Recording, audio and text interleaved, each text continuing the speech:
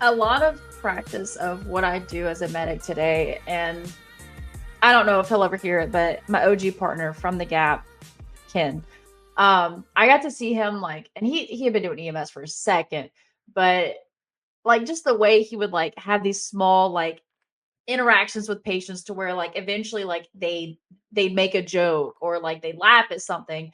And I remember like early on, I'm like, this I remember one shift, I'm like, bro, this is the dumbest job in the world. Like all we do is drive around and we transfer people and then we run these calls and they don't even need us, blah blah. He's like, bro, we get to meet all these cool people. He's like, do you remember the thing that the other person said? I'm like, oh yeah, I guess.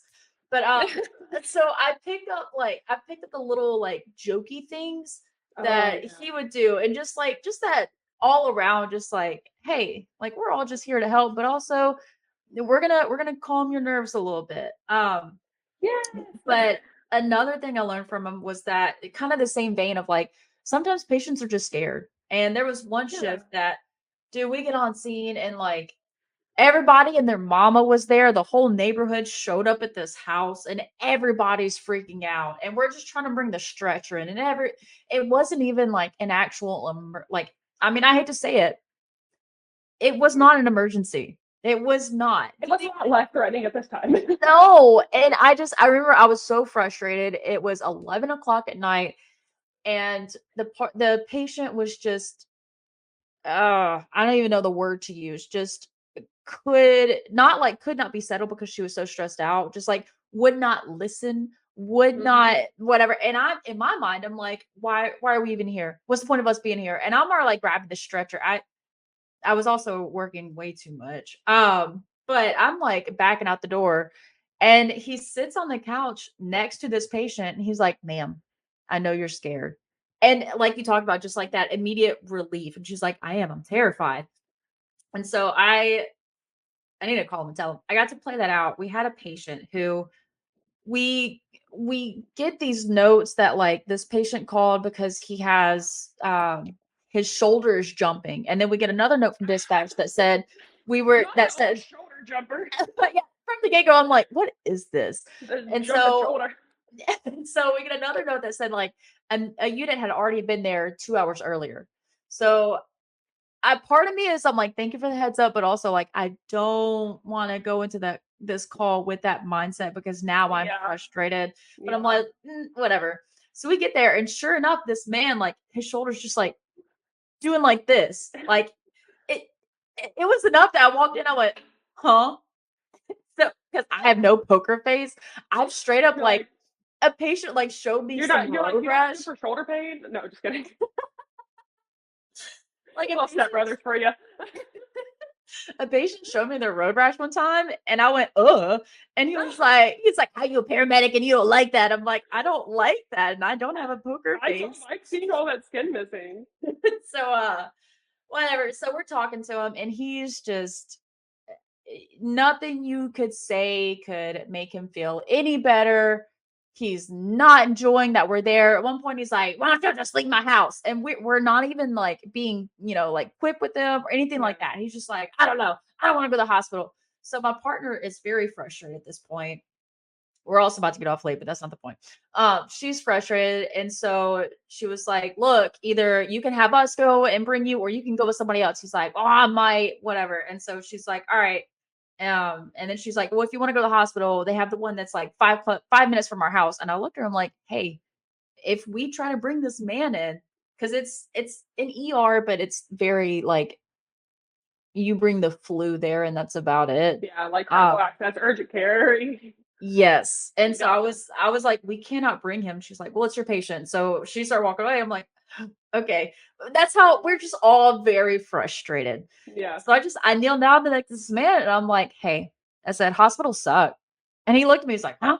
I said, "Hospitals, nurses, doctors, I don't really truly believe this." I was like, "But they suck." I said, "The whole experience sucks. You have to go. You have to wait for a couple hours. You may or may not get answers. And then you get sent back home." He's like, "Man, this happens every time." I was like, and he just goes on a rant. And I'm just sitting there just like nodding my head. I'm like, "Yeah, it sucks." I said, "But," I said, "My man," I said, "we don't know if this," I said, "from what we can tell, because we did a 12 lead, it's not anything life threatening with your heart in this moment.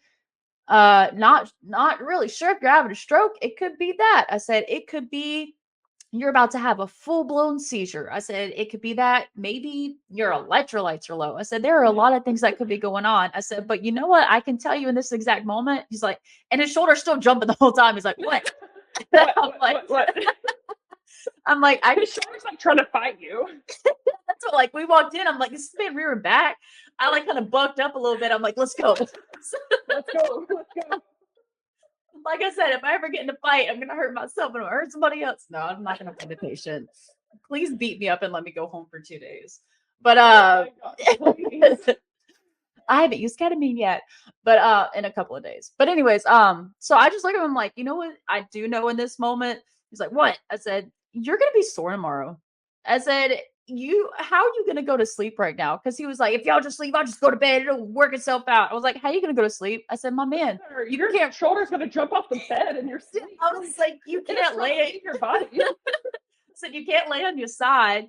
It's gonna keep you up all night. I said, what if we just go to the ER and like they could possibly give you something to help you just sleep it off tonight. He's like, man. So my partner comes in and she's looking at me and he's like, I guess I'll go. And literally in front of the patient, she went, how'd you do that? I said, shh, shh, shh, shh. But he's gonna change his mind. So, Leave it.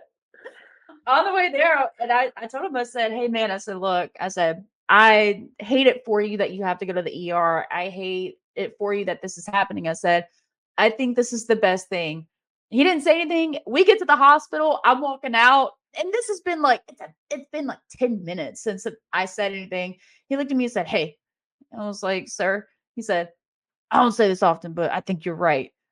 And I went, well, and so like we get out and my dumb self, I looked at him and said, say it again. I like hearing that. He said, all right, say it again. So You connected with him. You connected with dude, him, and and that's so good. but it's hard. And that's what it took months of understanding it, watching it from my partner with these patients that like I want to full transparency. There are patients that on the way to the hospital, even if I'm not in the back, I just want to open the back doors, put them on the side of the highway and say, figure it out and just close the doors and leave. Can't. That's illegal and unethical. But like, dude, it's so hard. It is. And it's not with every patient. There are patients that like at the end of a call, I'll look at my partner. I'm like, I don't know how you connected with them, but I'm glad you did. Because from the jump, I was done. DONEEEE done. Like it's hard. And I think that's another part of the compassion fatigue because like you have these patients who, I mean, going into this job, it is a thankless job. It is a thankless job. And then on top of you have the ER nurses and doctors who are not always thrilled with what you can and can't do. And just things like that. And then you have these patients who just, and a lot of times it is pain, fear, or stress or whatever it is. They don't get it. But another thing my partner told me from the jump, even though like we have a really cool job where we get paid to drive around and like maybe sit post at a gas station or whatever, listen to music with your partner, like, connect with these patients and hear their life stories, all that. Despite all of that, even though like, and I hate to say this, it can become routine that you show up for your shift, you get a call, you get this, from the bat, you're probably going to do a 12 lead, you're going to do this, that, and the other, whatever. Dynamics change, cool. You kind of get in just that mindset of like, okay, it's another patient, it's another call. But these people, like, it may be the first time they've ever called 911. And so it's my biggest thing, and the thing that I'm gonna have to tell myself for the next 2 days until I go back to shift is like, even though this is my job, there are people who sit in cubicles from 9 a.m. to 5 p.m. every day, Monday through Friday, and that's their job. But like, we have, like you talked about, the opportunity and the privilege, not a right, a privilege. And I'm preaching to myself right now, a privilege to go and take care of people who are having quite possibly either the most mediocre day of their life, and that's how they just chose to go to the ER is by ambulance, or quite literally a life-threatening emergency, or their life could be altered after you leave. And I'm not saying like I'm not the provider who, when we're pulling up, I'm like hiding my face because I'm laughing at something or whatever. And then I'm not saying that when we drop them off when we get in the front, I may or may not trash talk, but I sure won't do that in front of a patient. And I sure won't be the person 90% of the time to tell the nurse, like, hey, this patient is hard to deal with. This patient's this, that, and the other, blah, blah, blah. Like, everybody's going to have their own from the get go. Cause you have those patients who you get there and the police and fire are there and they're like, oh my God, this patient, man, man, man, man, man, they're already done. And you talk to them and they're as nice as can be. Or at Yeah. the nursing home, they're like, oh my God, he's combative. He been fighting all morning. He threw a chair to us. And you talk to him, he's the sweetest man on the planet. So Yep. that's all I'm gonna say. Well, we and like tagging on that, like yes, this is our job, but these are their lives. So like, okay. Um, I I love everything you just said. And when you were talking about your partner, like how he like would find ways to joke with patients, that's one of my favorite things to do too, because I've learned and I've gotten where I can read them really well. And your partner probably had a lot of years of experience where Yeah. he had learned how to read people. And I work with people who are like, how do you say these things to these patients? And first of all, not get punched. Second of all, they love it. They laugh. Yes. And I'm like, I I joke with my patients all the time. I can read them. I'm like, is this someone who likes a joke or not? And Yeah. if it's pretty clear they don't, like, I'll usually like test the waters with something light, and if they don't like it, I'm like, okay, cool, like we're gonna be serious. But most people want to joke because it kind of like brings some levity to the situation and distracts them from what's going on. Mm-hmm. And I just love just like ripping these little jokes with people, and like maybe I make fun of myself, maybe I make fun of them a little bit.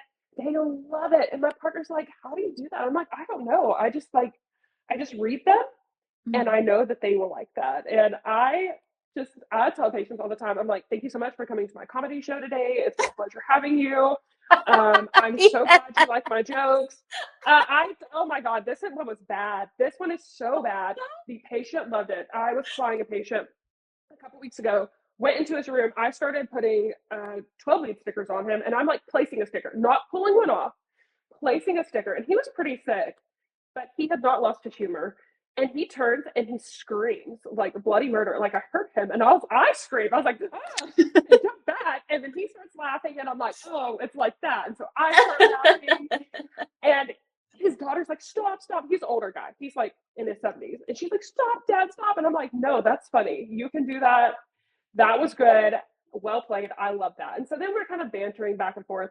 Well, then we get we start transporting him, and I leaned down. And I was like, "Hey, by the way, he was a like he had like a right side like BKA, so like he had one leg.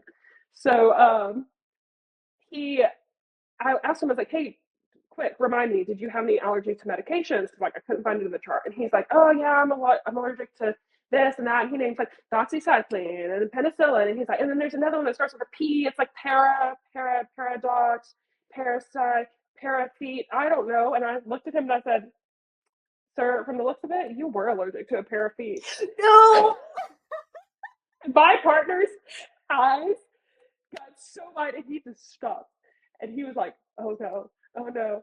And I look at the patient, and he looks up at me, and he smacks me in the arm, and he busts out laughing. And he said, girl, that is the funniest thing anyone has ever said to me. And I'm laughing, and like, we both have tears coming out of our eyes. And he's like, that's so good. That's so funny. I love that. So, so stuff like that, like, you don't always have to talk about someone's one foot, but Right. finding ways to like laugh at your patients can really help you develop rapport with them. And it's like, okay, this person maybe didn't even need to go to the hospital, but they're funny as hell right now, and Yeah. I'm actually having fun. And honestly, that was something else I was going to say that I've learned is just like staying positive and laughing. If I can go out of my way to have a bad day, then why not go out of my way to have a good day and find good things about the day? And maybe I'm working, like maybe it's a terrible day, but I'm working with my favorite partner. Like we can be doing the worst calls and the worst task, and we can laugh about it. And I'll be like, you know what? I'm getting paid to hang out with my work friend, and we're doing some most really bad tasks and calls are kind of funny if you think about it. So I can specifically remember I'm working with one of my favorite nurses I've ever worked with. We were flying together. Her name was Amanda too. So we always like walked in and we'd be like, we're the Amanda show. Patients loved it. And shout out Amanda. So we are working, and we're gonna fly out this really, really, really sick GI bleed, like lower GI bleed. This person is sick, like one of those where they are just straight, like just pooping blood, and it's just like, constant. And she's out of the room getting some stuff, and she walks into the room, and I'm standing there, and she busts out laughing, and I was like, what? And then I looked down and realized this is actually really funny right now. I am in my left hand, I am programming a pump, and in my right hand, I'm holding a Ducanto, and I am just holding it in the poop, suctioning poop, like blood poop.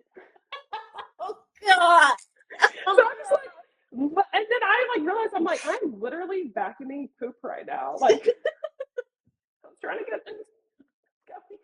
And she just laughs and she's like, I can't stand you. And I'm like, I honestly can't stand me either right now. This is really funny. So you can look at the literally shitty task and you can laugh about stuff. You can find so much Yeah. levity. It makes the day better. So Yeah. that's what I have to say about laughing. You can always I've find something to also laugh about. I've learned along the way that like you can kind of gauge um I like to use humor and like little quips and jokes and things like that along the way to kind of gauge like where your patient is at mentally. Because like there are times I'll purposely make a terrible joke just to see like if the patient even reacts, if they're even like up, if there's See a if they light know it was upstairs to terrible. see. Yeah. And That's so cool. That's such a smart move. it's a good little like my go-to. I think I've said it before. It's like if I'm checking pupils, I'm like, hey, it's gonna be a bright light. Just look at me, look right at my nose. It's pretty big. You can't miss it. And yeah, like from the bat, I can tell like if they're with it because they'll kind of like look. Sometimes they give like a smile. Sometimes they'll be like, "Oh yeah, it is." Ha ha ha. And I'm like, "Okay, hurt my feelings." Um, whatever. But like if they're just like deadpan, I'm like, "Oh no, Oh that's not no. good." Either you're not funny or you're not with it. Either one is honestly really bad. So Dude, I we should live work on both. first your humor. I live for the older patients who like they say the most unhinged things or they'll say whatever they want because they can. Oh my God. I'm My like, I love you. favorites. My dude, I'll especially these little old ladies or even the older men, I'll be like, oh, we're gonna go to this hospital. They have really nice nurses to my little old ladies. I'll be like, I think the one that's on shift, I don't know who's on shift. I'm like, I think he's really cute. She's like, ooh, girl, sign me up. Or like the older mid, I was like, I know you think your crew right now is really pretty in the ambulance, but wait till we get to the hospital. And one time he was like, but did they have warm blankets? I'm like, yes, sir, they have warm. He's like, that's all I care about. I don't care about nurses. I'm like, well, they have lots of warm blankets. So yes. I love it. Okay, on that note, I don't know why I just thought of that whenever you said the cute men. So my partner and I, this was a male partner. He's my fave. We were gonna fly out this lady, and she like severe dementia. But so funny, and she kept looking at him, and she's like, "Oh, he is cute," and I'm like, "You better watch out for his wife. Like she's a feisty little redhead." And then she just kept going on and on about how cute he was, and she was definitely super confused. Well, then I was like putting a blood pressure cuff on her, and I guess her depth perception, she wasn't like matching like me doing something like with his face. And then she grabs my arm, like my bicep, and she squeezes it, and she's like, "Oh, and he's got muscles." And I was like, "Girl, that's my arm." Thank you. Thank you. You're not my type, thank you. And she was so funny. So this is another time where I could have got so frustrated, but I was like, okay. She was very repetitive, like every 3 minutes. Like, where are we going? What's wrong with me? Where are we going? What's wrong with me? And it was really funny. Her daughter apologized. She's like, "I'm so sorry." She's super repetitive. She's gonna ask lots of questions, and like her moods will change. Like she'll cycle through these moods, and I was like, "That's fine. It's like a choose your own adventure. Like every 3 minutes, if we if it's not fun how she is in 3 minutes, it's gonna change. That's totally fine." And her daughter laughed, and she's like, "I love it." And I was like, "We're gonna have so much fun. It's fine." She was very stressed for her to go on the helicopter with us because she was like, "I don't know if she's gonna be okay. Like with y'all taking care of her." I was like, Oh, "Don't yeah. worry." So I'm like talking to the patient, answering her questions patiently, like every 3 minutes. And then we get out to the helicopter, and she's like, "Where are we going?" I said, "We're getting in the helicopter." And she's like, "I'm scared." And I said, "Are you?" And she's like, "Yes." And then I'm loading her up, and I was like, "Girl, don't you try to kick me." And because my like head is at her feet, and I was like, "Girl, don't you try to kick me." She like swings that leg up and tries to kick me, and I was like, "Oh, girl." just tried to kick me. Well, then she all of a sudden like slips into like the next 3 minute cycle and she goes, what? And I said, you just tried to kick me. She said, honey, I would never, I love you. Oh, I'm so sorry. Like I was just joking. And then we're flying and like still talking to her. I'm like leaning my head down, trying to talk to her, and she starts crying. And I was like, "What's wrong?" And she said, "I'm so scared right now." And I was like, "Oh, it's okay. Like I'm with you." And start holding her hand. And then like a couple minutes later, she goes, "Why are you holding my hand?" And I said, "Because you're scared." She said, "I'm not scared." So Man, because I'm scared. it was just so cute and funny and like I don't know, we could find ways to just like chill through it. They can be weird and it can be annoying, but yeah, attitude, how we treat our patients, it's everything. And then the one thing like I did want to mention this is being a patient advocate. Mm-hmm. That is also another. I mean, I got a lot of hills I'm going to die on. I'm going to get tired of climbing all these hills. But that's another big thing is being a patient advocate. I see so often people who won't speak up because they're like, oh, first of all, it's awkward, or maybe it's not my place, or maybe that's not going to hurt the patient, whatever, or my partner's being lazy and cutting corners, but like whatever, it's my partner, I don't want to say anything. Um, it is our job to speak up. It is our job to speak up for these patients. It's our job to hold our partners accountable. It's our job to hold ourselves accountable because our main goal should be the best interest of the patient after our personal safety. Yeah. What is in the best interest of this patient? And sometimes it's really freaking uncomfortable. It's super uncomfortable because what if the person you need to speak up to is a doctor? Oh my God, not a physician.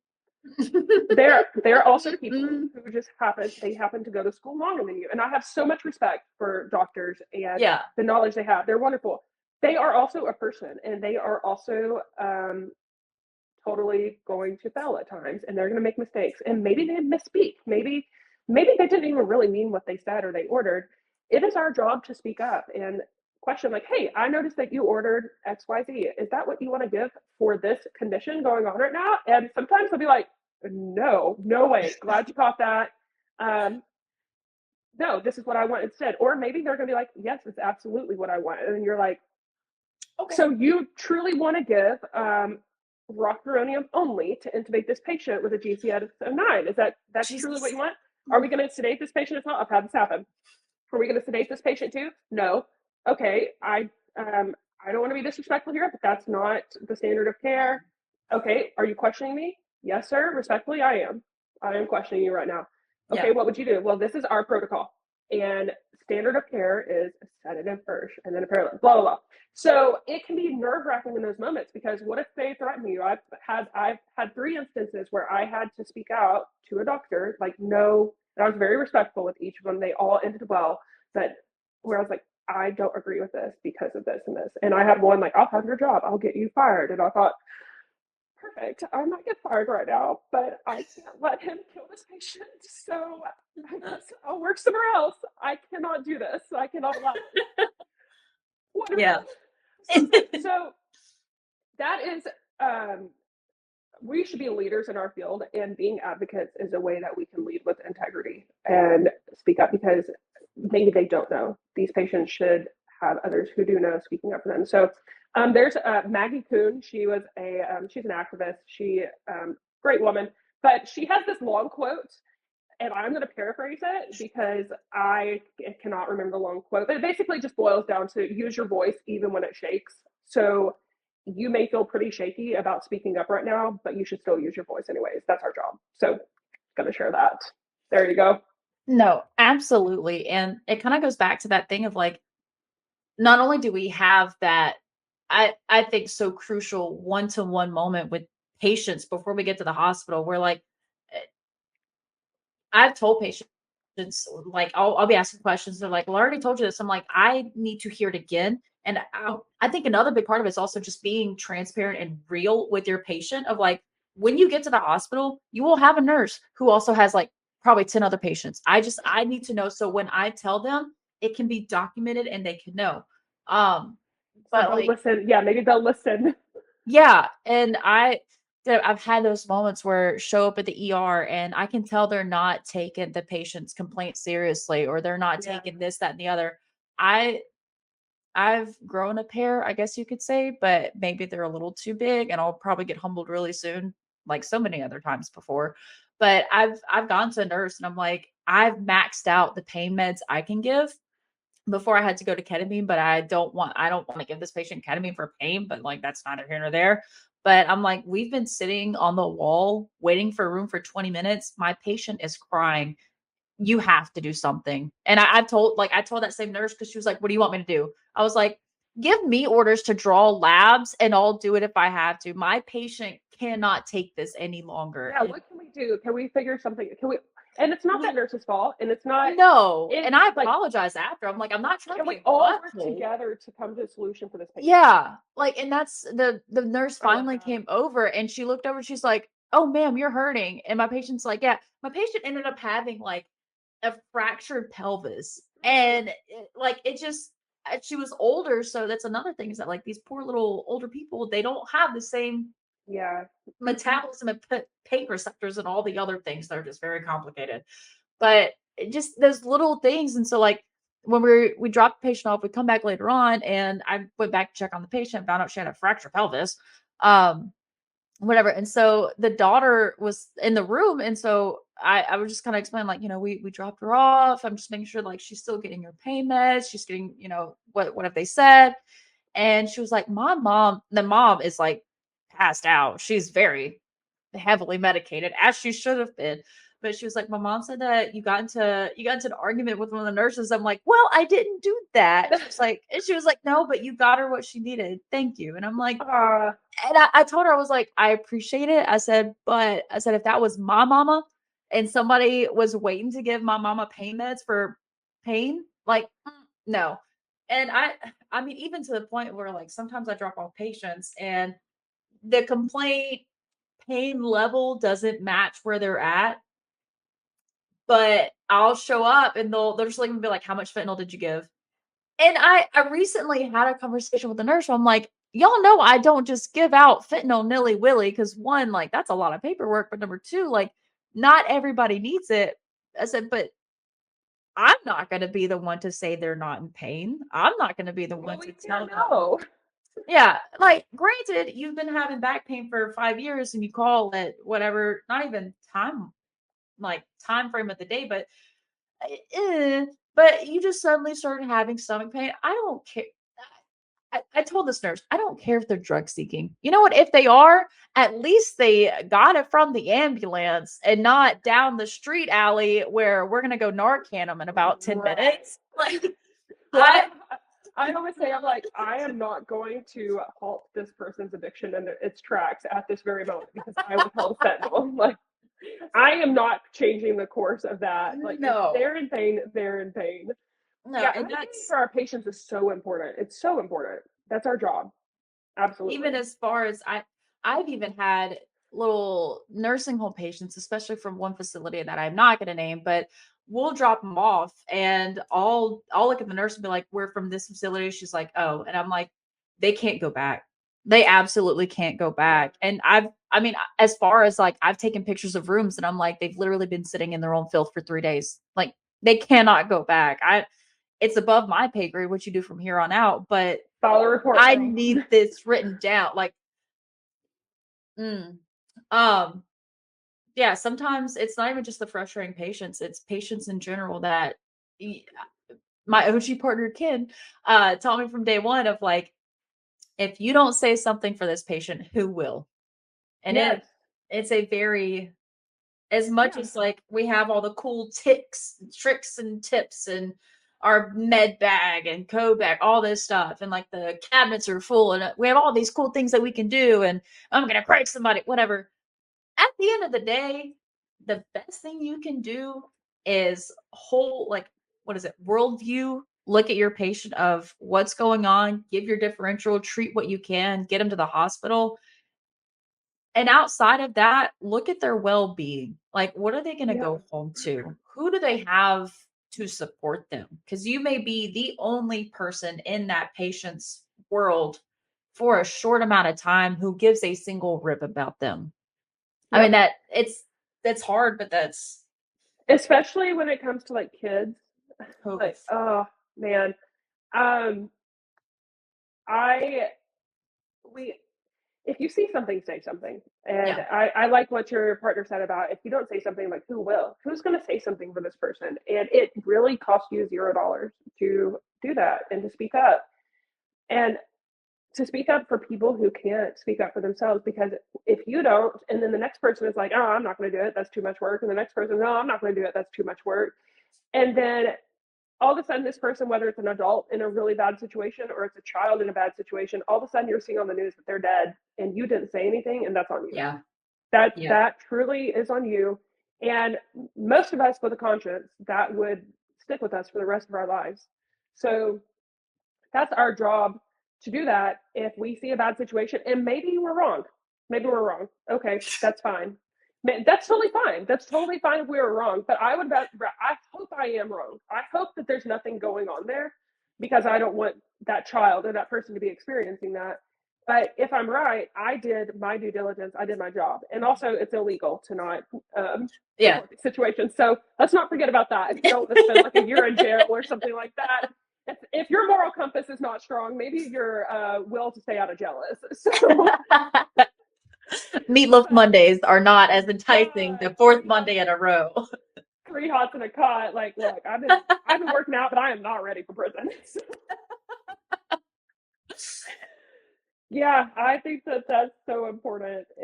To just pay attention and just look at people and see what they need beyond Yeah. their physical health. And I mean, worst case, if you report something, you may not, you only have one side of the story. Yeah. But like, at least it was noted. Me and my partner went on to report what we thought was elderly abuse, and what we thought was like, this patient was telling us the stuff, and we're like, oh my gosh, like somebody is going in and like doing things to this lady, all that stuff. No, it turns out she had ecstasy in her system at the hospital. No So problem. That's a personal choice. that's what, like, we went to the hospital like at the end of our shift where we were changing our station and stuff like that, or changing shifts, whatever. And so I went up to the desk. I'm like, hey, can you please give me an update on so and so? Like, we reported it. We think things are going on. They were like, no, she has ecstasy in her system. And we're like, oh, well, that's not like, we literally were at like, we're leaving this facility and I'm like taking pictures. I'm like taking pictures of the cameras that are like up on the wall. I'm like, they see everything. They know who's going in there. No, Meatball is having parties on Friday nights with ecstasy in her system. That's a personal choice. Good for her. I hope she's Like, safe. invite me next time. No, I'm just kidding. Totally Okay, joking. I have never I'm joking. experienced that, but I would like to at least give me a report of what this is like. God. So I have a question for you. What is your experience? Wait, can I ask you questions? Yeah, go ahead. What being a woman in EMS? What's your experience been like on that? Um, It can be it's tough, huh? yeah, it can be tough. I think because I very much have a like, I'm on shift not for like a good time, but also like I am here. I kind of like you said, I drag myself out of bed. I lift my dogs for this. I will do my absolute best to have a good time. Like I get I get comfortable with my partners, and in the best way. Like I have one partner, I see him, or one guy that I work with. I see him all the time. I'm like, hey, like he's very much the man, very much older, been doing this for way too long. Was very not happy that he was on a truck with me because that meant he didn't do transfers. He ran actual calls, and he's Uh, my man. Very much looking at him, you would think that like he's dry, he doesn't say much, and you would be correct. But also, once you get past that little inner shell, like eh, I, I see him, I'm like, "Hey, Mr. Mark, what's going on today? How you oh, I love doing?" those grumpy older guys. They're so funny. So like you have one side of the spectrum of that, but then you have the other side of the spectrum, and this is just from like the people you work with, where I I'll be honest. When I was a baby EMT first starting out, I worked 24-hour shifts at stations and whatnot, and I literally like I was so uncomfortable. I to go to bed, I locked my door and I put a chair underneath because I'm like, man, I just have to get the shift. I got to the shift the next day. I called the supervisor. I'm like, look, I don't know what needs to be done. I can't work with this guy. Yeah. I should not be going to sleep on shift wondering like, what gonna wake up? What gonna wake up Is my to? doorbell tickling? So you have that side of the spectrum of like your male partners, and then you have the Mhm. other side of the spectrum as well of like when you get on scene and the times I would be partnered with a like especially a male paramedic, but like even when I got my medic and I had a male EMT partner being disregarded. And then you have the other side of the spectrum where it's like you have these patients who one told me yesterday, he's like, because we are about to move him and he looked at me and my partner, he's like, between the both of y'all don't weigh a buck 75. And I was like, sir, thank you, but like, watch what we can do. So you have the other I'm not aspect of surprised. like, yeah, like even these little elderly ladies who are like, can y'all live me? Yep. You have to balance like, I don't have to prove myself every single opportunity. Like yesterday on shift, I did not have to push the firefighter out of the way to move the stretcher because they can easily do that. I've gotten a lot better about that. But Right. it's the balance of like just because I'm a woman, not everyone is going to think I'm incompetent, but also the other side of the But spectrum. some people will. Yeah, like, I'm sure you do think that. Or like a patient told me, my partner one time, you two are just women. What do you know? And I looked at him. I said, do you have a college degree? Please sit down. Not my finest moment, but also I'm going to stand up for myself. Anyways, it's very much like I have no regrets as much as I do not enjoy my job sometimes. I have no regrets at all. But it feels exhausting sometimes just because you're I'm gonna be honest. I like to make myself look presentable, and some shifts I like to curl my hair and look pretty, but also like I know if I get on a call where it's like some 250-pound man, he's gonna look at me and think he's gonna eat me for lunch. And will he? I Yep. don't know, but like let me open my narc pouch and I'll show you. But That's when you gotta out crazy the crazy and just be like, hey. That's when you get your like real wide eyed look. That's what I used to do when I worked on the truck. I would just like get really wide eyed and I'd be like, what? You're crazy because I'm crazier. I had a guy that started like getting off the cot and was threatening me. And I told him, I looked him in the eyes and I said, sit down and sit on your hands. And he was like, what? Because I don't know why that came out. My grandma used to make us sit on our hands in the car and not talk if we were bad. And I told him, I said, sit on your hands and don't talk till we get to the hospital. And he was like, yes, ma'am. And he like sits down and sits on his hands and he just like rides really quietly the whole way to the hospital. And I see like him like looking out of the corner of his eye, like, what is wrong with this girl? Like, I outweigh her by 100 pounds, but she just told me to sit on my hands. And I'm sitting there like shaking a little bit. I'm like, I can't believe that worked. I can't believe that worked.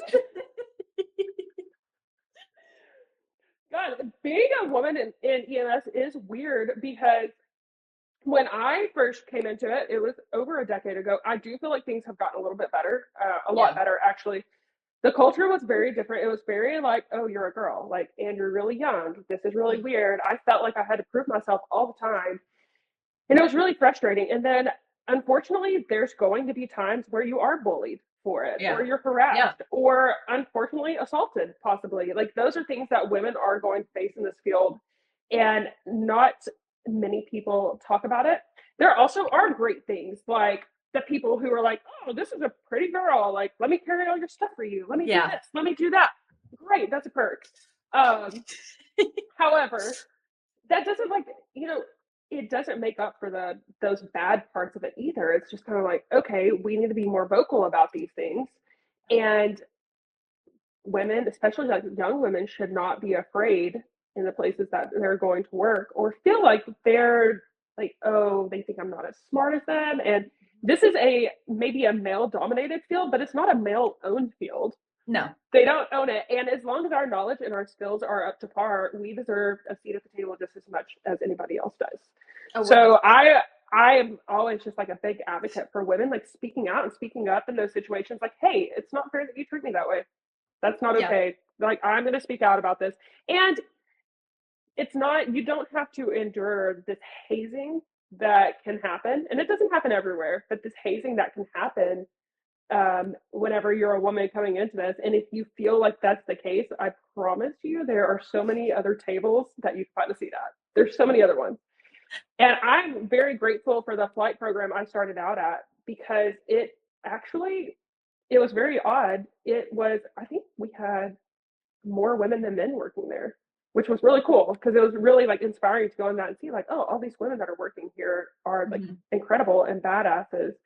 But yeah, there's like so many sides to the coin, and it's really strange. But I get so proud every time I see like a all female crew come in. I'm like, yes, y'all are doing this. I'm so proud of y'all. I'm so proud of y'all. Y'all can do it too.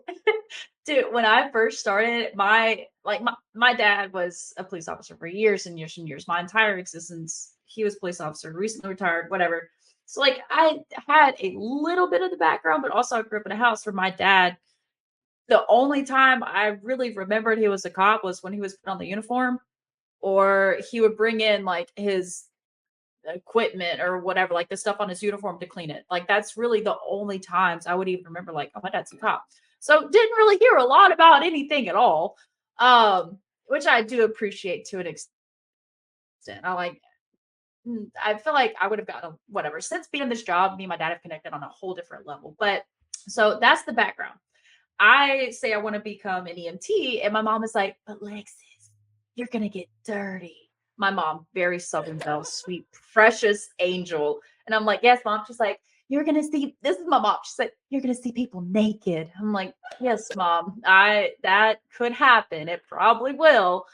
But the biggest, like, I feel like relevation, I don't know, biggest epiphany for my mom was that like whenever her and my dad, they built a house forever ago, but this guy like fell at the site and they had to call an ambulance. And my mom called me after. She's like, "Could you believe two women showed up and they picked him up and they brought him?" I said, "Yes, mom." She's like, "Will you be doing that?" I'm like, "I guess. I don't know. Will I?" Yep, yes, ma'am, mom. So it's, yeah. And I also like I've learned not to get my feelings hurt Oh my goodness, um yes. very quickly whenever like you have those patients that you just cannot reason with no matter what you do, or the psych patients who one time looked at me and was like, "You can stand to lose a few pounds." And I looked at them and said, I was like, "You have no room to talk. Please sit down." Or like in those assertive moments that kind of like what you talked about sitting on your hands. The day I can remember the exact moment. I feel like I grew up as not as like a paramedic student because I was very much still like EMT. We had a Yeah. BLS call. It was me and another EMT, and I was in paramedic school. And I just got off a clinic the week before where the paramedic was like, "You're doing great. You just need to learn to be assertive. Put yourself in the situation. Lead the call." And I'm like, "I don't know how to do that." But I we had a site transfer, and the company I worked at, we didn't have the 4-point restraints. We didn't have the psych safety. We just buckled them in and hope for the best. Yeah, great times. But this guy was like, we're on the way to the psych facility. He's like, "I'm not doing this." And I'm like, "Actually, you are. You don't have a choice. I'm sorry to tell you this. Like, you're under an order. It's not up to me. We just bring you here." He's like, "I ain't doing this." So he starts unbuckling. I'm like, "Sir, please sit down." So he starts beating on the back. Like he stands up. My partner's like, "Do I?" And I'm like, "I don't know what to do." So, You let them out. I am not the yeah, cops. she was like, I "Do I am need to not the come back police. there?" Yeah, I was like, I need you back here now." So I'm like sitting there, and it just like hit me. I'm like, "This doesn't have to be like this. It doesn't at all." So he's like beating on the door. He turns around and looks at me, and you can tell like the wires are connecting. And I know he's thinking that like I can take her. And he looked at me. He said, "What are you going to do?" And I looked at him and said, "Sir, you need to sit down on this cot." I said, "You are acting like a 5-year-old. Sit down and we're going to enjoy this ride." And he went, "What?" You're gonna like it. And in the back of my mind, I'm like, "What do you do? What are you doing? What are you doing? This What if isn't this going to doesn't work." work? What if it doesn't work? I hear my partner like throw in the ambulance and draw and park. And like this man's like also while we're like slamming on the brakes, he's trying to sturdy himself. I said, "Sir," I said, "you know what's gonna happen? The police are gonna come out here, they're gonna chase you down the highway and they're gonna handcuff you and you're gonna go to jail. Sit down." And I'm like literally like I'm sweating. I feel it running down my back. This man is not small. And so I was just like, do it now. This man sat back down, and my partner's still in the front. And I hear her like come to the window. She's like, do I need to? I said, just let it happen. Wait, wait, wait, wait. This man Just buckled himself right back in. We get yeah, all the way crazy, crazy. and 100. I didn't say anything because I'm like about to throw up. I'm like, I don't know what I just did. I don't know if I'm gonna get fired. Like, poor baby Alexis. And so like we get there and he's like, I'm sorry, I just panicked. I said, it's fine. We're cool. We're cool. Thank you for not whipping my ass. Like, I really appreciate That's that. I was like, I said, thank you for not getting physical with me. He said, well, I don't think I was going to. I said, but you didn't. I That's what don't think counts. I was going to. And I Sir, was if like, there's any like room, any margin for doubt there, I'm scared. so we're like waiting to like bring him in this like psych facility, do all this stuff. And he looked at me and said, when I first saw you, I didn't know you had it in you. And I looked at him and like I literally like you can You see the you sweat had on the my dog in you, neck. Alexis. I looked at him and said, I didn't know I had it in me either. Ha ha. I'm dead. I God, I love it. I love it. You probably gained so much respect. You probably he's probably like, I ever get out of here, I'll protect you. They were I owe topping you him one. off, and he was like, he was telling the nurses as we're walking away, he's like, man, I was more scared of her than I think I am of the other people here. And I'm like, yeah. And I get back in the truck and I'm like, this psych patient's more scared of me than the other psych residents. That's cool. Okay. That's amazing. I Oh. love that. God, man, I just think of so many things like that happen, and I'm like, I'm so lucky. But it's still though, like it is that thing where like not even just with your psych patients, but like on scene where you have like I've had it before, crews of like no offense against firefighters, but like crews of firefighters who are already like, hey, we're gonna load them up, we're gonna do this, we're gonna blah blah, and they're like running over you, and hopefully, like I did, you have a partner who's like, hey, hold on, but especially, and I hate pulling hierarchy cards, but as especially as the paramedic, you have to be the one to, and I've done it before. It's not easy and it doesn't feel good, but look at everybody and be like, no, I'm saying that we're doing this and this is what we're going to do. Stop moving. Like, Yeah, just stop. Does it feel good? No. Does it always gain street cred? Sometimes. you Not can always do always. it like in an assertive, but it doesn't have to be like being like a power trip. Yeah. It When you doesn't have to get be. when Yeah. you get called the B word, yes. I've been called that so many times at work, and I'm like, perfect. If I had $1 for every time I was called that at work, I could honestly probably go on another island vacation. And I mean, I'm like, I wasn't always being one. I remember I worked with a partner who was awesome. He was this big old dude. And there was a doctor at the hospital, really old. I'm like, my man, you are so vintage. Like, you were elderly, which is fine. But he was very old school with his way of thinking. He did not think that women like belonged in EMS. He did not really. I saw the way he You. treated the nurses. He was like very condescending, very like he was so misogynist. And every time I would take a patient in, I would try to give a report. And at that ER, the doctor would come in, pretty much be the one to get a report while the nurses wrote. Every time I would give a report, he would literally like look around the room, look at everybody else. He would interrupt me and like laugh with somebody else about something. And it was just so frustrating. And at that point, I was kind of like, I don't really know what to do here. Because I was so young in it. I was just kind of like, okay. And I finally, one day, I was like, oh, is something funny? And he was like, what? And I was like, is something funny? Because I'm trying to give a report right now and you keep laughing and interrupting me. Is something hilarious I don't know about? And he's like, no. And then I was like, oh, okay, well, then I'll just keep going with my report then. And so then I finished my report. And then another time, like, he did not like that. And then another time, my partner and I took a cardiac arrest in. And, like, that's important for you to listen to what's going on. Then we have got Ross on, even more important for you to listen. And I'm trying to give a report. And he kept looking over me at my partner. And he's like, can you give me a report? Can you give me a report? And my partner finally looks at him and he was like, hey, actually, she's the paramedic on this call. And she's going to give you a report. So you might want to listen to her because she's the only one with the information. I was like, thank you so much for having my back at that. Like that felt really good. Really nice. That was like one of my Yeah. first like real big like interactions with that. And I was like, oh my God, that feels really bad to be talked over like that. And that feels really bad to be treated like that. And I just started like approaching it with stuff like that, like, oh, is something like funny right now? Or is there a Mhm. problem with my report? I'm sorry, can you not hear me? Was I not talking loud enough? I was trying to give you a report. And you kind of call people out like that, and they're like, oh, like, you know, there's a lot of people in here. I'm gonna look like a real idiot if I don't Yeah. actually listen to this person right now. It wasn't until I would say, I think a couple of months ago that I had somebody told me one time, they're like, if you're giving a report, especially for like your big calls of like your trauma calls, your codes, your ROS, whatever it is, if people aren't listening, make them listen. Yeah. Easier said than done. Um, but it's those moments where like I had one where we were dropping the patient off, and I had just started my thing where like we wheel him in, the nurses are moving him over, and instead of just like going ahead and being like, all right, this is what we have. Since that little piece of advice, what that guy told me, he was, I think it was Matt on one of my other episodes, but he was like, wait till the doctor gets in there. You don't have to repeat yourself. You don't have to start over. I'm like, you know what? Yeah. Like if there's anything Mm-hmm. that's like, hey, his blood pressure just came back as like trash over trash, like that needs to be said in that moment. But so Right. the doctor comes in and I'm like, all right, this is what we have. And I'm like, I'm in the cusp of like, I don't know, 37-year-old male, GSW to the, and he's like, somebody check the blood, and and he just starts going. And so I'm sitting there, I'm like, okay.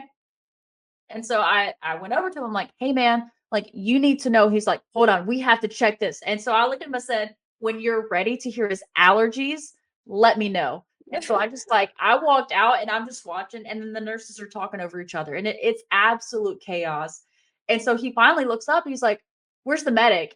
And I just walked in. I was also feeling really brave that day and overly caffeinated. I looked at him and said, are you ready? Because there are things you need to know about the scene right now. And he's like, well, like what? I said, I have a picture of the gun if you'd like to see it. He's like, oh. And so, like, we do the thing, give the report, everything's done.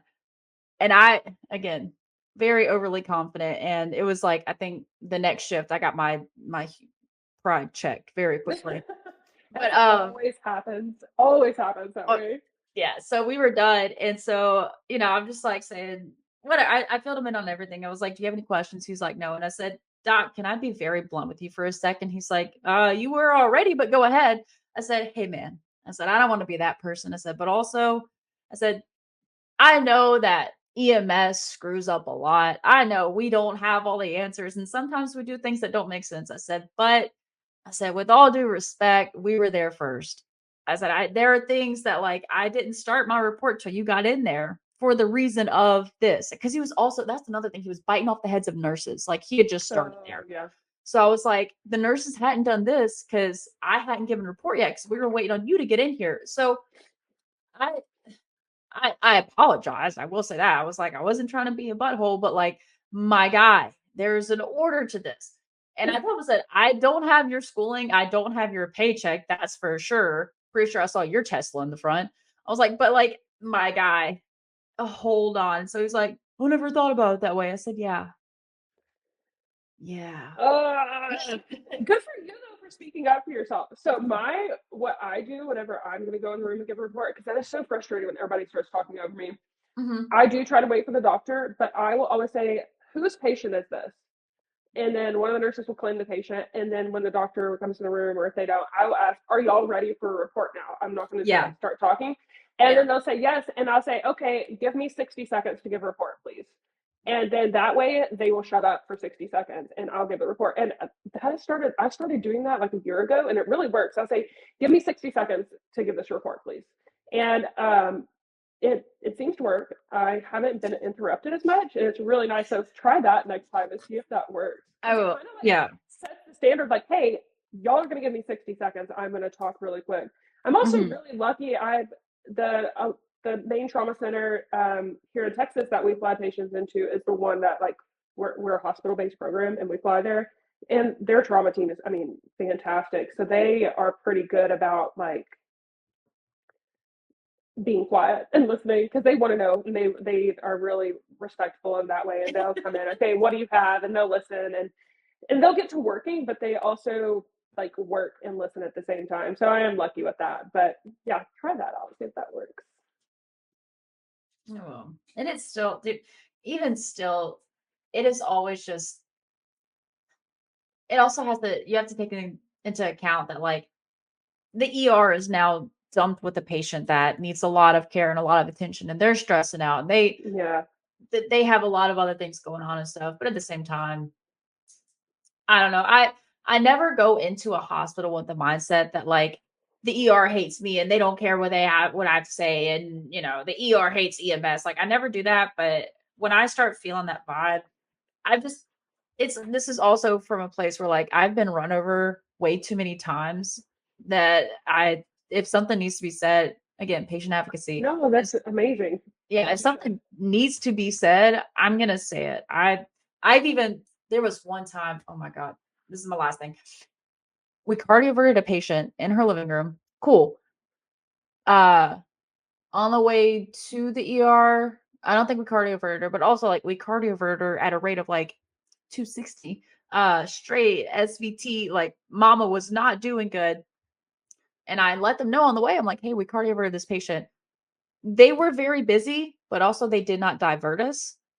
So we wait a hot minute. Her heart rate is like slowly increasing. And I'm like, hey, she's at like 130s now. We were at like 80s on the way here. I'm just letting you know. And she's like, okay.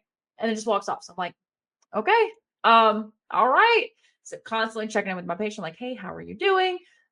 Drop the patient off in the room. I waited 10 minutes for a nurse. And I'm like, okay, okay, okay. This is not like my patient threw up on the way here and they're still nauseous. Like this is Right. my sis might need like a defib. I don't know. So uh I went to the nurse's station and I said, hey, who's taking report on room whatever? And one of the nurses was like, oh, it's me. I said, hey, can I give you a report because her heart rate's increasing? She's like, okay. And I could tell like that's that far away glance of like, I don't give a rip. I'm just Hmm. listening. So I looked at her and said, hey, I'm not trying to be disrespectful, but can I write this down and put it in her room? And she was like, that would actually help a lot. Yeah. Thank you. So I was like, Ah, cool. nice. I said, can I also go put now your patient on the monitor because she's also like, I said, last time I checked before I walked out, she was in the 130. She's like, yeah, please, if you don't mind. I was like, all right. So I walk in, and another thing of being frank and honest with your patients, I was like, hey, I said, everybody's been busy today. Every hospital said this one particularly is very busy. I said, I am writing down every single thing we've done. I'm time stamping it. I said, and I gave her the little remote with the nurse call button. And I looked at the patient's husband who was there too. I said, if she gets above, I think I said like 135. I said, if her heart rate, and I pointed to the number, I said, that number, if it gets above 135, please press this button and slash order to the nurse's desk. That's what you need to do. And they were like, oh, okay. And these poor people, they were like, is that bad? I said, yes, yes, Yeah. it's very bad. So, I don't know. I mean, you also like, and you build rapport with your ER nurses to where like we have patients who we dropped one off, the one who stopped breathing on the way to the hospital. You have your nurses and your ER staff and your doctors who you can tell them like, I know the patient looks fine now. She's completely stable, but I promise you she stopped breathing and we don't know why. And they'll take you serious. Like you build that rapport over time. But Right. also you have to know when to stand your ground. You have to know because it's not just that you work on the ambulance, you bring people to the hospital, whatever. Like you have the training and you have the knowledge. Whether you're an EMT, whether you're a paramedic, whether you have your CFRN, like Do you went to school for this, you studied for this. Hopefully you're trying to be the best you that you can be. using the But knowledge that you were taught and that you learned. yeah, like you're not dumb. And that never clicked until I was doing a clinical during paramedic school and I had a doctor look at me and he was like, because he was asking me something about one of the patients or whatever, and he was like, "What do you think?" And I'm like, "Man, I don't know, Oh, doc. cool. That's oh yeah, it's super cool, doctor." And I was like, "I don't know, man. It's about my pay grade. What do you think?" He's like, "Did you go to school for this?" I'm like, Ah, I "Kind love that. of." He was like, "Don't discredit yourself." He's like, "You know things." He said, "I love my Oh, medics. They always know things." I'm like, "I don't know anything." how cool though. I love that. so cool. It was very unique, but I'll take it. That was I like that. That's such a cool experience. Oh, I remember you said that you wanted me to talk really quick about my CFR and how I got it. Yeah, Okay. tell me about that. So, um, so I had my FPC too from flying as medic because that's what I started doing is flying as medic. So I got my FPC for that. So I feel like prep for both exams is the same. So if you're whether you're taking your FPC or you are going to take your CFRN, this advice will work for either. I definitely had more of an idea what the CFRN would be like because I have my FPC. And then also, I've been working in critical care for 5 years now, so I kind of had that experience to fall on, which was great. But I'll tell you that the resources I used, is it okay to like name drop resources on here? Go ahead. Okay, Yeah. cool. So first one, Foam Frat. Foam Frat Education, they have all sorts of great stuff. And I just got on theirs and my job gives me like an account login for that. So I just got on there and just watched a lot of their random videos, just things that I felt like, oh, I really need to strengthen myself on this or that. I'm also sorry if there's any background noise. My dog is just like sneezing away. So Mine's been tip tapping by the door for the past 2 okay. minutes. And earlier she was sleeping, snoring. I'm like, are they going to think I farted?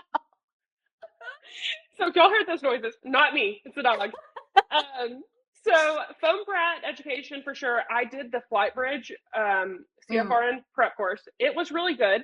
And then I was like paranoid for some reason. I was like, I don't know this stuff. I'm not going to do well. I was psyching myself out because I mean, they're hard exams. So I was psyching myself out. I didn't want to take it twice because I'm like, I don't want to pay. Like they're expensive too. So I ended up and got my job got me the login or it got me access to the rescue shop, their test prep, and that's by William Wingfield. So he is one of the like OG flight paramedics. He helped create the FPC, was like a test writer for it. So he's like in the flight realm, he's like one of those big names that you hear and you're like, oh, okay, of course. So he has he has an older one that was kind of outdated. He has updated it and it's called Rescue Shop and it's like $75. A lot of the other test preps are hundreds and well worth it, but expensive. So it's really affordable and it really brought just everything together for me. So for me, one of the most difficult part of these advanced certs is the cardiology section because it's advanced hemodynamics like swans, pulmonary artery catheters, balloon pumps, impellas. And I, as a medic coming from ground, I don't have all that experience.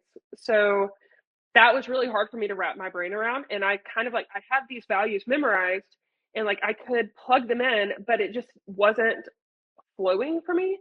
And when I watched his videos and went through it, it just like made it all come around. I was like, oh, not only can I remember this stuff now, I actually understand it and I could even teach it to somebody else because this, like, I get it now. I understand this is so cool. So Rescue Shop was really great. And then he has a book called ASAT and it's ACESAT, ASAT, and it's got like 300 practice questions in it. And my way of studying is taking practice exams. So I did that. And then for your CFRN, the BCEN, who like provides the certification, the test, they have practice exams that you can buy.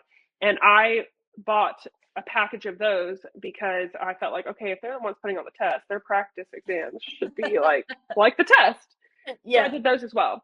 So I spent like 2 months preparing for it, and then I took it and I passed it on the first try, and I was like, whew, okay.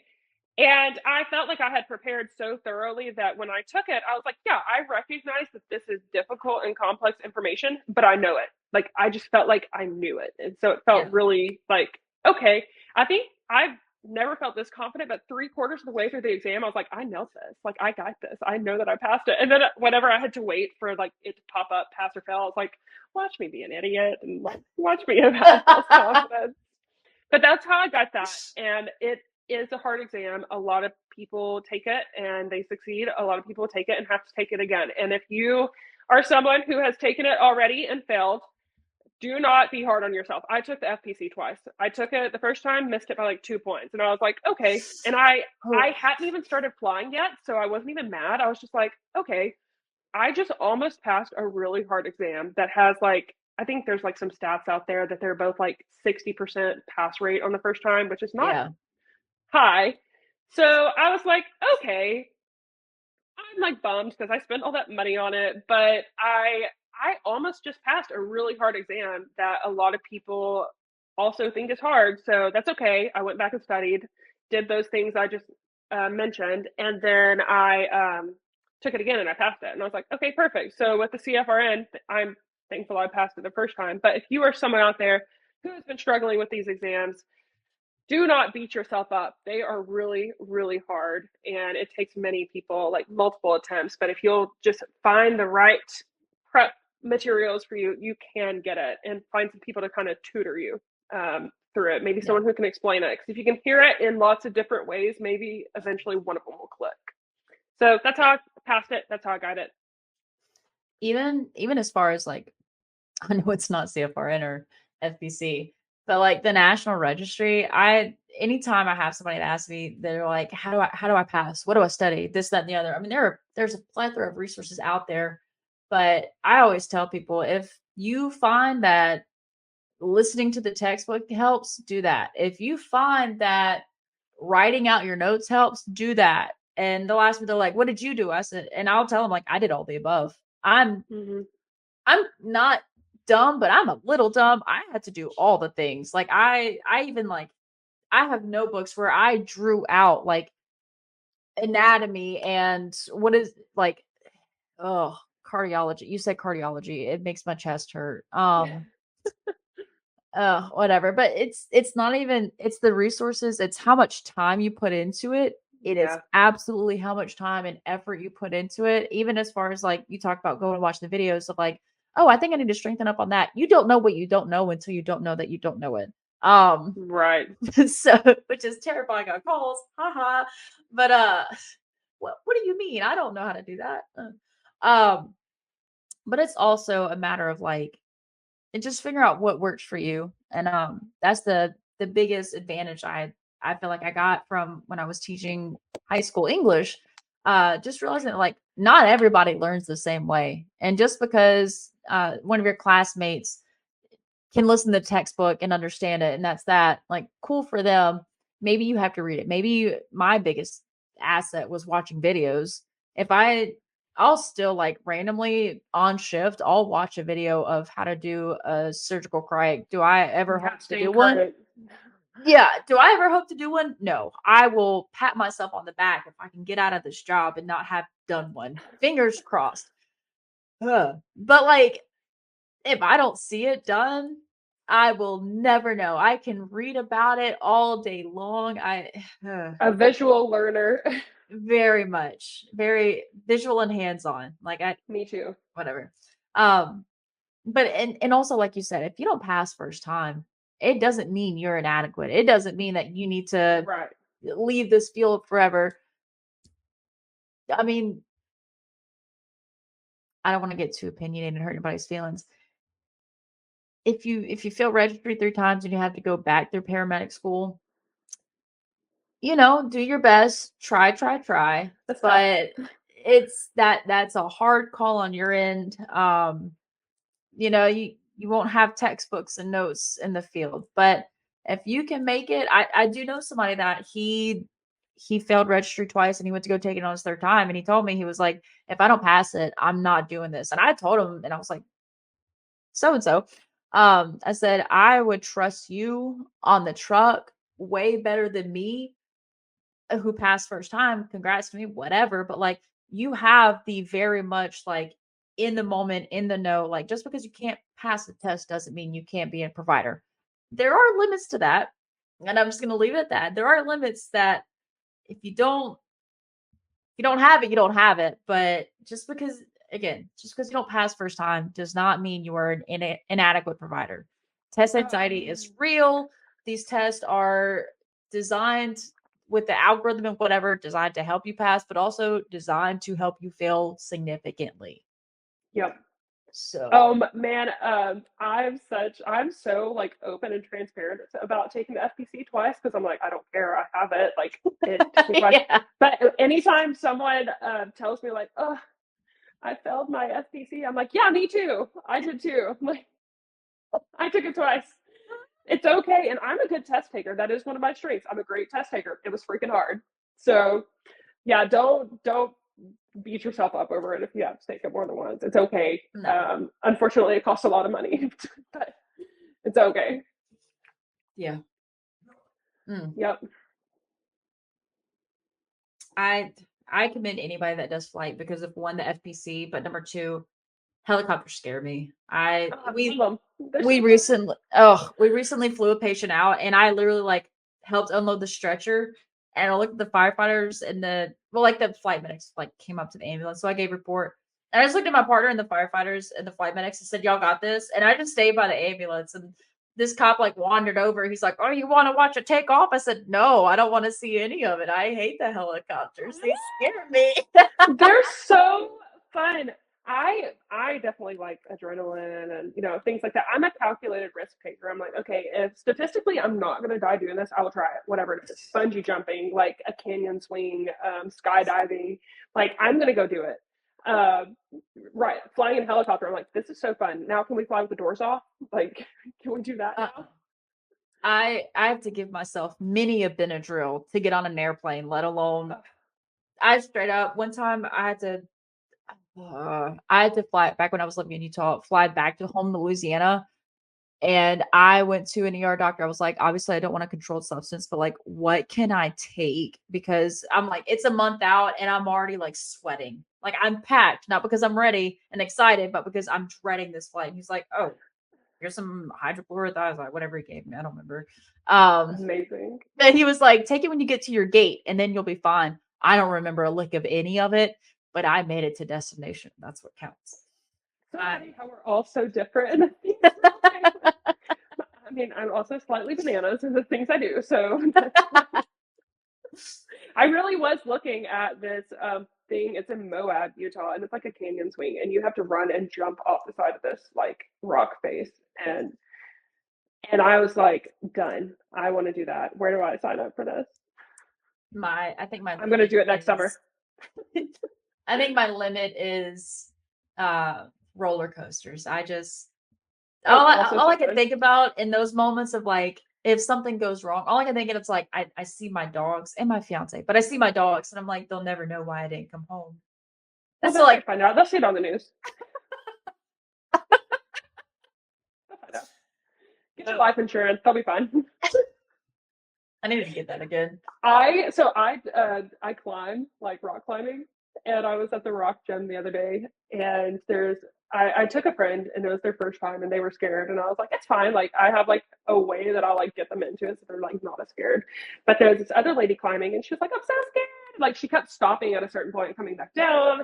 And I told her, I was like, hey, when you're scared, push yourself to like try to get up like three more like holds. Like push yourself like three more steps. Just try to, because if you come down immediately when you're scared, you just kind of like gave into it and you didn't push yourself out of your comfort zone any further. And she was like, okay, that's just Yeah. really hard. Like, what if something happens? And I was like, girl, you're already that far up there. Like two more steps isn't gonna kill you anymore. Like I was like, and I said that, and they like all looked at me, and I was like, "What? It's not like two more steps is not going to kill you more. So why not just take them? If you fall, you fall. I mean, which you are a rope fence, you're not going to fall, but it's Yeah. still, it's just like that's my, I guess that's my approach to things. I'm like, oh, two more, just like a little bit further, is not going to kill me. So I'm going to do it. We all die one day anyways. Exactly. Oh my goodness. um that's all I had. Do you have anything else to add or anything else or Yeah, actually, I was going to read your PowerPoint on the Krebs cycle if that's cool. And I'm gonna send you a link for my favorite Chihuahua protection boots.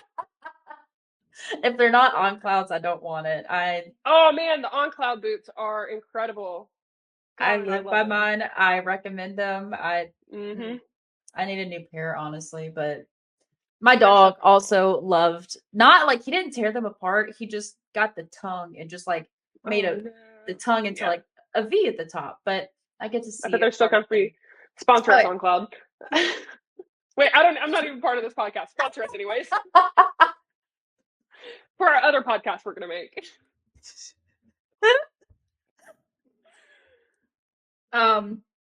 Yeah, that's all I got. I mean, if you That's all I got. This was so fun. Also, edit out like at least 90% of what I said this whole time, please. I will not. I'm keeping everything. No. Don't be surprised if the highlight reel is like, I don't it might be a little bit of the chihuahua, but I'm not going to give that away, obviously. Like that's Yeah, because that's like the highlight of the story. You can't give it away. What is the weirdest, Alexis? I'm asking you today. What is the weirdest thing you found in the skin fold? And that could be the highlight. It's just that. Stay tuned. And then like cut to you just like freaking out, dying, laughing. No. I'm absolutely gonna tell my partner about that one when we get back on shift on Friday. Be like, remember how you told me about that drumstick? Let me tell you this. Perfect. Well, hopefully you have some good stuff you can use from it. Thank you so much for having me. No, that was so fun. Amanda, thank you so much. You're incredibly wise. You've got lots of experience behind your name, and you have a lot of credentials behind your name as well. And I think it is so vital to have providers like you in the field that not only have like stuck around long enough, because EMS turnover, and as I'm quickly finding out, is very short for a reason. But not only just that, but like providers that actually, I mean, just to be frank, that actually give a rip still about patients and their job and doing more and being better. It is sadly, it is rare. It is very rare, but I'm very thankful to have you in the field and to have you as one of my friends, and I appreciate you. So thank you so much, Alexis. Dude, I appreciate you so much too. You're awesome. And I'm so proud of you with this podcast. You should be proud of yourself. I love listening to the different episodes. I laugh. And then sometimes I'm like, oh, wow, like that is so cool. I'm learning this. And what a cool person. So you should be so proud of yourself. You're doing great things. And I'm really excited to see where you go. thanks. It's my guess. It's not me. But Oh. Amanda, if that's all you have, that's all I have. And as I end every single episode, so with that. The 22 at the Lips podcast is designed to support, not replace, the relationship that exists between a practitioner and his or her medical director. The views and opinions expressed in this podcast are those of the host, guest, and not necessarily of Master Medics. The information provided during this podcast is intended for educational and informational purposes only. It is not a substitute for your approved protocols.